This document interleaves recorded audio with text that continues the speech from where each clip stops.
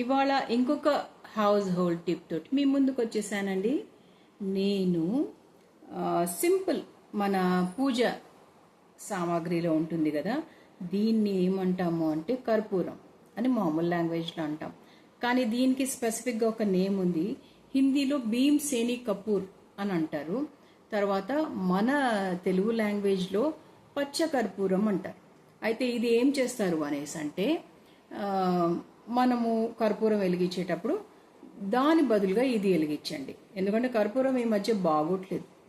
ఇది చెట్ల మందుల షాప్లో దొరుకుతుంది. అంటే కంట్రీ డ్రగ్స్ అని ఉంటుంది కదా, ఆ షాపులో దొరుకుతాయి అన్నమాట.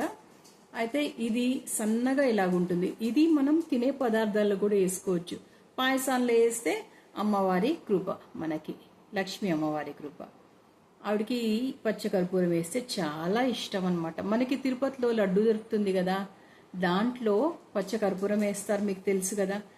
ఆ ఒక చల్లదనమే వేరేగా ఉంటుంది.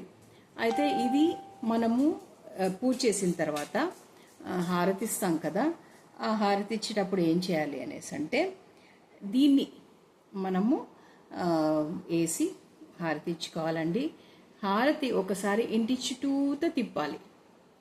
అంటే మన ఇంటి అన్ని రూమ్స్లో తిప్పేసి మనము అట్లా దేవుడి దగ్గర మళ్ళీ పెట్టేసామంటే మన ఇంట్లో నెగిటివ్ ఎనర్జీస్ అనేవి అస్సలు ఉండవు. సరేనా అండి? మీకు ఈ టిప్ నచ్చింది అనుకుంటాను. హౌస్ హోల్డ్ టిప్, పూజ టిప్ అని కూడా చెప్పొచ్చు మనము, అంతేనా? ఓకే, ఈ టిప్ నచ్చింది అనుకుంటాను. ఇది మీకు చెట్ల మందు షాప్లో దొరికేస్తుంది. ఓకేనండి? Thanks for watching my video. Keep watching my videos. Like, share and subscribe my channel. Kavita Balaji here. Thank you.